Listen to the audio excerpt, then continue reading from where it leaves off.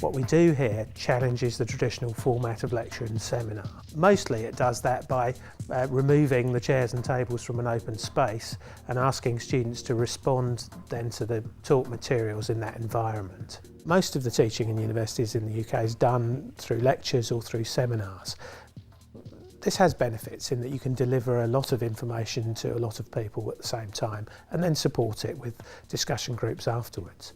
But what it tends to do is attempt to download information into students when they really should be creating and discovering their own knowledge.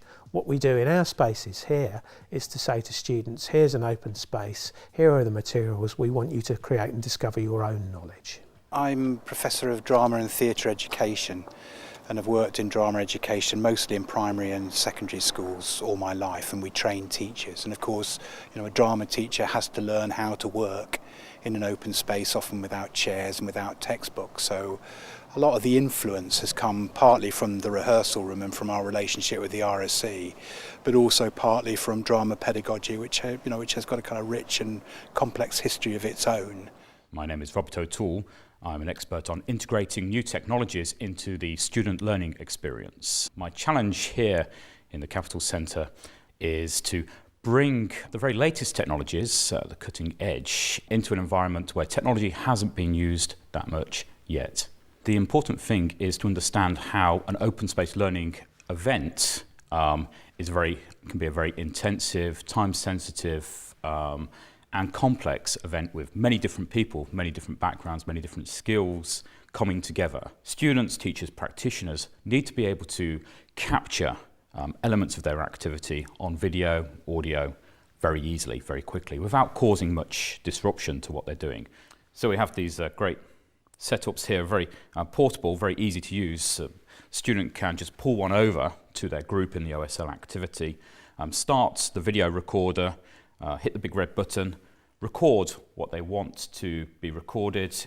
It goes onto a web server straight away and it can be accessed by the rest of the group during the session and afterwards. One great example of this is the fact that students have an option in the English department to do a practical version of a compulsory third year Shakespeare course, and they can do that here, and they do it outside the lecture theatre and outside the seminar room, and they work practically in the spaces in the ways that I've suggested.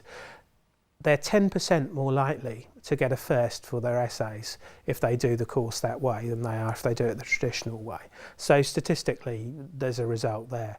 Anecdotally, student surveys tell us that students feel better equipped to deal with the world more generally when they've worked with us in these environments. They feel they're better able to work in teams, they feel more confident, they're more assured about their subject knowledge. I certainly think open space learning should be developed more. I think one of the positive things that it does is encourage active participation, even from members of the class who may be a bit more passive, a bit more reticent in the classroom environment, less willing to engage in discussion or to risk something where what they say may be shot down in flames by someone else with a more vehement viewpoint. And it somehow levels the playing field. Capital's been absolutely transformational. I mean, there's been some brilliant people working, but I think it's also been absolutely the right time.